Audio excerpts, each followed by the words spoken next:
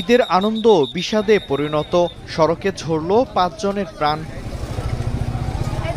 ঢাকা থেকে ছেড়ে আসা দোলা পরিবহনের যাত্রীবাহী একটি বাস পিরোজপুর যাচ্ছিল। বৃহস্পতিবার দুপুরে ঢাকা খুলনা মহাসড়কের গোপালগঞ্জ সদর উপজেলার বেদগ্রাম এলাকায় পৌঁছালে মোটরসাইকেল রক্ষা করতে গিয়ে বাসটি নিয়ন্ত্রণ হারায়। এ সময় সড়কে গাড়িটি উল্টে যায়।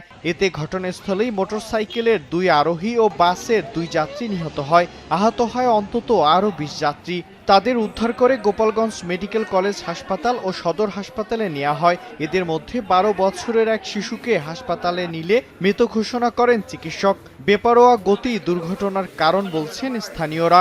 গাড়ি ওভারটেক করে গেছে, সামনাসামনি পড়ছে, দিক রাখতে পারে না। গুরুতর যারা আহত ছিল তাদেরকে হাসপাতালে পাঠাইছি। দুর্ঘটনার পর মহাসড়কে কিছু সময় যান চলাচল বন্ধ হয়ে যায়। খবর পেয়ে পুলিশ ও ফায়ার সার্ভিসের সদস্যরা উদ্ধার কাজ শুরু করেন এবং প্রায় ১ ঘন্টা পর যান চলাচল স্বাভাবিক হয়। খবর পেয়ে ঘটনাস্থলে আসেন গোপালগঞ্জ ২ আসনের সংসদ সদস্য ডাক্তার এ.কে.এম. বাবর, জেলা প্রশাসক ও পুলিশ সুপার। গাড়ি রেকার ভ্যানের মাধ্যমে গাড়িটাকে রাস্তার পাশে সরিয়ে নেওয়া হয়েছে। এখন রাস্তার গাড়ি চলাচল স্বাভাবিক। আমরা পর্যাপ্ত ব্যবস্থা নিচ্ছি, আর আমরা প্রাথমিক ধারণা করছি যে এটা অত্যন্ত ওভার স্পিডের কারণে এই অ্যাক্সিডেন্ট হয়েছে। মালিক সমিতি, শ্রমিক ইউনিয়ন সহ যারা সংশ্লিষ্ট এই পরিবহন সেক্টরের সাথে সবার সাথে আমি চাচ্ছি আগামীকাল কথা বলে যাতে এই ওভারটেকিং, তারপর দ্রুত গতিতে গাড়ি চালানো, এই সব যাতে ড্রাইভাররা না করে। দিনাজপুরের ঘোড়াঘাটে ট্রাকের সঙ্গে অটোরিকশা সংঘর্ষে ৪ বছরের ২ শিশুর মৃত্যু হয়েছে। আহত হয়েছেন ২ জনের মা।